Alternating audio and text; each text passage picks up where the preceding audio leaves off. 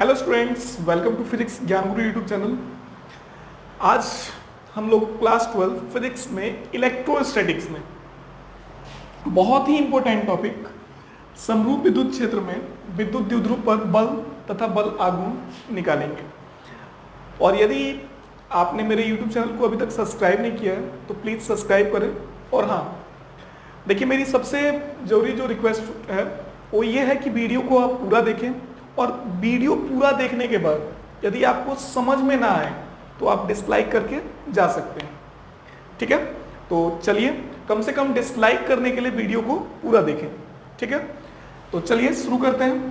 तो देखिए, समरूप विद्युत क्षेत्र यानी कि समान विद्युत क्षेत्र, ये कोई समान विद्युत क्षेत्र है।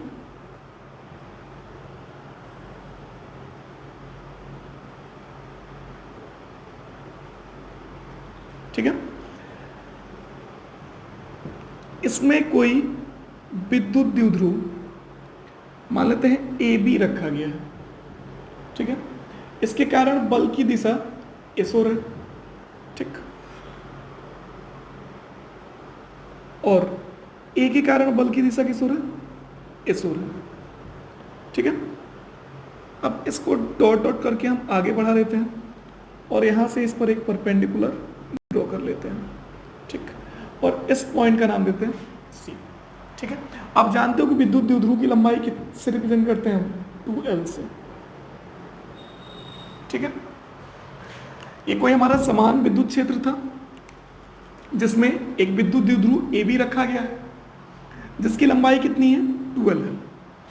अब विद्युत क्षेत्र की दिशा में लगने वाले बल को हमने किससे रिप्रेजेंट किया है? F से। ये हमारे विद्युत क्षेत्र की दिशा है। ठीक, और विद्युत क्षेत्र कैसा है? एक समान है।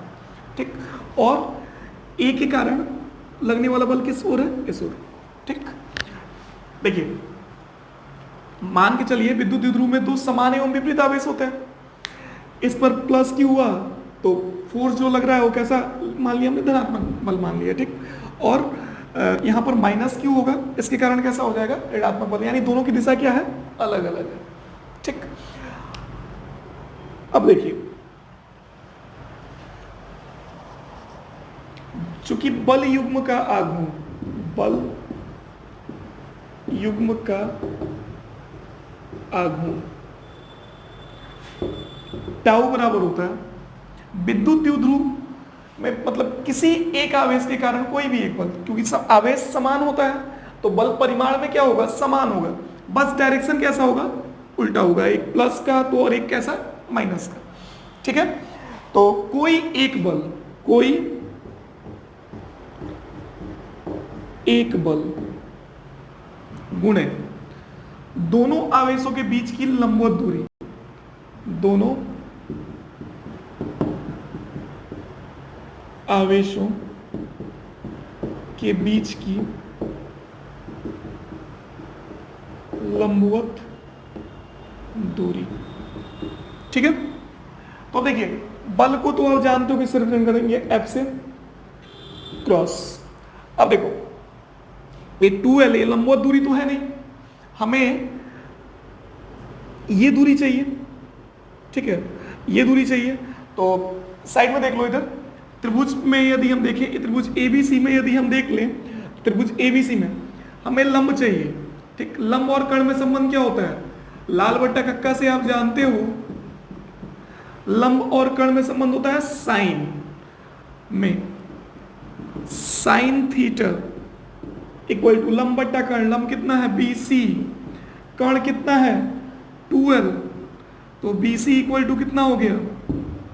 BC इक्वल टू आपका हो जाएगा 2L साइन थीटा। आ रहा बात समझ में? यानी माइनस क्यू और प्लस क्यू के बीच की दूरी कितनी हो जाएगी? यहां लिख ही देते हैं, आपको क्लियर रहेगा। ये प्लस क्यू हो गया और एक ऐसा हो गया माइनस क्यू, इनके बीच की लंबवत दूरी कितनी हो जाएगी? BC, और BC कितना है? 2L sine theta. तो यहां लिख देते हैं हम 2L साइन थीटा।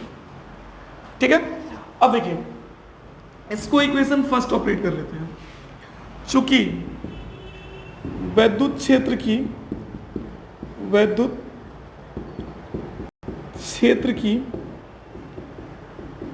तीव्रता की परिभाषा से, विद्युत क्षेत्र की तीव्रता की परिभाषा से आप क्या जानते हो? E इक्वल टू होता है F अपॉन Q। विद्युत क्षेत्र की तीव्रता की परिभाषा यदि आपको याद ना हो तो एक बार फिर से सुन लीजिए। किसी विद्युत क्षेत्र में किसी एकांक आवेश पर आरोपित कुल वैद्युत बल को, किसी विद्युत क्षेत्र में किसी एकांक आवेश पर आरोपित कुल वैद्युत बल को वैद्युत क्षेत्र की तीव्रता कहते हैं। तो यहां से F बराबर कितना हो जाएगा? QE हो जाएगा। इसको इक्वेशन कितना ऑपरेट कर लेते हैं हम? 2 ऑपरेट कर लेते हैं और ये वैल्यू हम यहां रख दें तो समीकरण 1 तथा 2 से, समीकरण 1 तथा 2 से बल युग्म का आघूर्ण, बल युग्म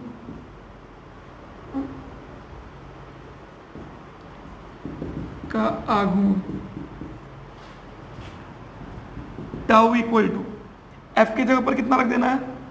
QE, ठीक है, इंटू 12 साइन थीटा। अब देखिए, आप जानते हो Q क्रॉस 12 कितना होता है? Q cross 12 into E sine theta, यही हो जाएगा ना। अब आप जानते हो चूंकि P इक्वल टू होता है Q क्रॉस 12, ठीक है। तो यदि इस वैल्यू को हम रख दें, देखिए यदि इस वैल्यू को Q क्रॉस 12 की जगह पर कितना रख दें? P रख दें, तो टाउ इक्वल टू कितना हो जाएगा? टाउ इक्वल टू कितना हो जाएगा बोलिए? तो इसकी जगह पर कितना रख देना है? P रख देना है। तो ये हो गया हमारा P, ठीक है, P E साइन थीटा हो जाएगा। अब देखिए साइन थीटा को यदि हम हटा दें तो टाउ इक्वल टू क्या हो जाएगा? तो vector P cross vector E हो जाएगा। यही हमारा रिजल्ट है। अब सुनिए, एक बात और ध्यान देना, कोई आपसे पूछे कि मैक्सिमम वैल्यू बल युग्म के आघूर्ण की मैक्सिमम वैल्यू क्या होगी, तो हो जाएगा PE, क्योंकि साइन 90 डिग्री पर 1, साइन 90 डिग्री, यदि थीटा 90 डिग्री रखा जाता तो साइन 90 का वैल्यू होता है 1, तो 1 इसका मैक्सिमम वैल्यू के लिए कितना हो जाता? टाउ इक्वल टू PE हो जाता, ठीक है। तो अब आप इसको नोट कर सकते हो। हाँ तो स्टूडेंट्स चलिए अब अगला टॉपिक देखते हैं हम लोग, विद्युत क्षेत्र रेखाएं। और उससे पहले वीडियो को आप पूरा देखिए और वीडियो को स्किप मत कीजिए, पूरा तरह से देखिए ताकि आपको एक एक बातें जो वीडियो में बताई जाए वो आपको पूरी तरह से समझ में आए, आपको रटना ना पड़े, ठीक है। तो विद्युत क्षेत्र रेखाएं क्या है, तो थोड़ा ध्यान से सुनिएगा। विद्युत क्षेत्र रेखाएं ये एक तरह की काल्पनिक निष्कोण वक्र रेखाएं होती हैं। एक ऐसी होती हैं काल्पनिक एवं निष्कोण वक्र रेखाएं। निष्कोण का मतलब क्या? कोई कोण नहीं होता है, ये कोई कोण नहीं बनाती हैं।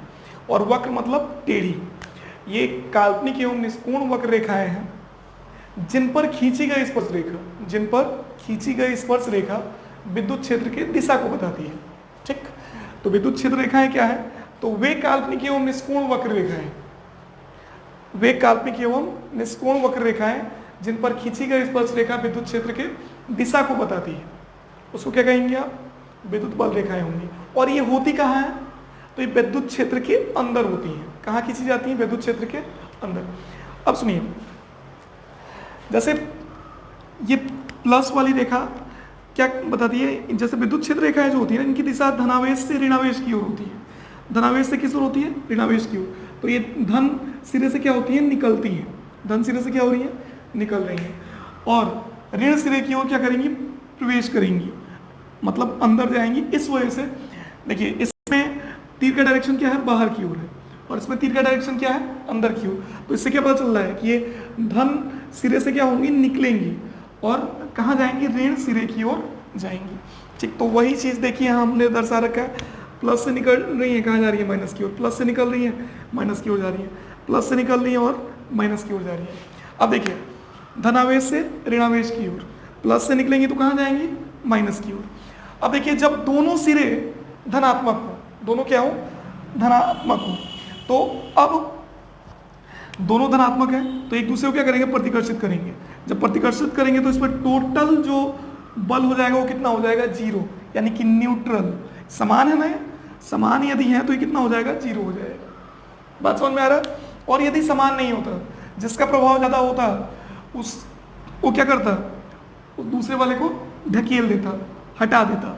आ रहा बात समझ में? जैसे चुंबक में यदि आपको याद हो, चुंबक में तो जब समान ध्रुवों को पास लेकर के जाया जाता है, चुंबक क्या होता है, आगे की ओर खिसकता है, ठीक ना। तो जो मतलब हल्का होता है उसको क्या कर देता है, ठेल करके बाहर कर देगा। आ रहा बात समझ में? धक्का देगा, कहेगा चल निकल, ये मेरा एरिया है, यहाँ से बाहर जा। तो वैसे ही इसमें है, और ये समान है, इस वजह से एन क्या है, न्यूट्रल पॉइंट है। कौन सा पॉइंट है, न्यूट्रल पॉइंट। यानी इस बिंदु पर इनके कारण जो विद्युत क्षेत्र है वो कितना होगा, शून्य होगा, ठीक है। तो इसके बाद हम पढ़ेंगे विद्युत क्षेत्र रेखाओं के गुण। तो इसको आप लोग नोट कर सकते हो।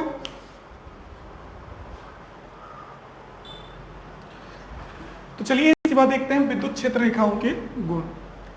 विद्युत क्षेत्र रेखाओं के गुण। हाँ, एक बात और ध्यान रखिएगा थोड़ा सा, ये वीडियो जो होगा इस चैप्टर का हमारा आखिरी वीडियो होगा, ठीक। और इसके बाद से आप 12th के फिजिक्स का कौन सा चैप्टर का वीडियो देखना चाहते हैं, उसके लिए आप मेरे व्हाट्सएप पे मैसेज कर सकते हैं, यूट्यूब चैनल पर कमेंट कर सकते हैं कि अगला वीडियो हमें इस टॉपिक पर चाहिए।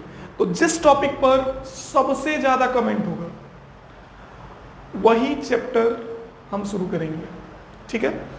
तो ध्यान रखिएगा, वीडियो को हमेशा पूरा देखना है, आप लोगों के लिए हम लोग इतना मेहनत कर रहे हैं, ठीक ना।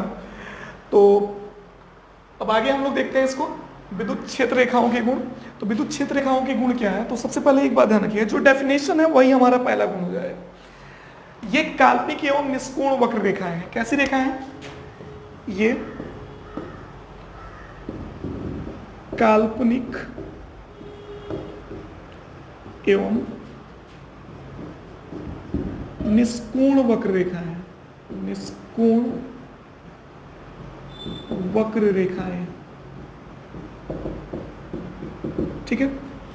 दूसरा वही, दूसरा भी डेफिनेशन से ही आ जाएगा आपका कि इन पर खींची गई स्पर्श रेखा विद्युत क्षेत्र के दिशा को बताती है।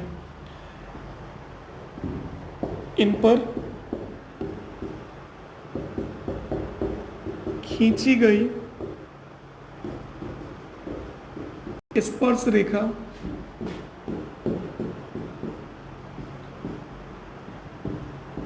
विद्युत क्षेत्र के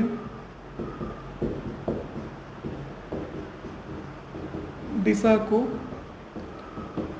बताती है।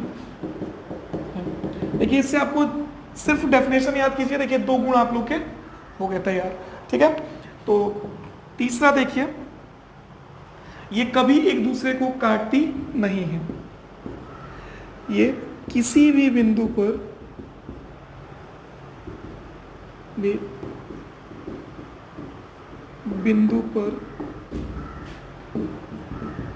एक दूसरे को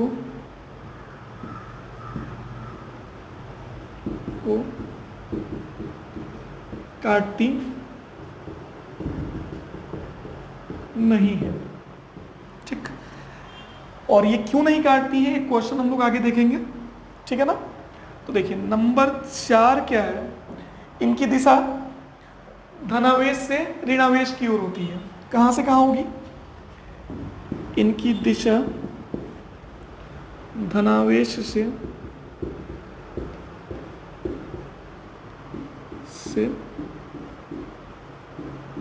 ऋणावेश की ओर होती है, ठीक है।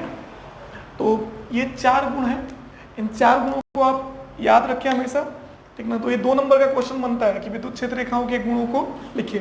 तो ये 4 गुण लिख देंगे आप, 2 नंबर मिल जाएंगे, ठीक है। तो आप इसको नोट कर सकते हो।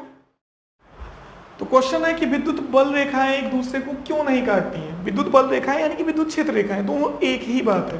तो विद्युत क्षेत्र रेखाएं एक दूसरे को क्यों नहीं काटती हैं, तो विद्युत क्षेत्र रेखाएं एक दूसरे को इसलिए नहीं काटती हैं, यदि वे एक दूसरे को किसी बिंदु पर काटती हैं तो उस बिंदु पर, उस कटान बिंदु पर विद्युत क्षेत्र की कितनी दिशाएं प्राप्त होंगी, 2 दिशाएं, जो कि अलग अलग होंगी। दिशाएं क्या होंगी, अलग अलग होंगी।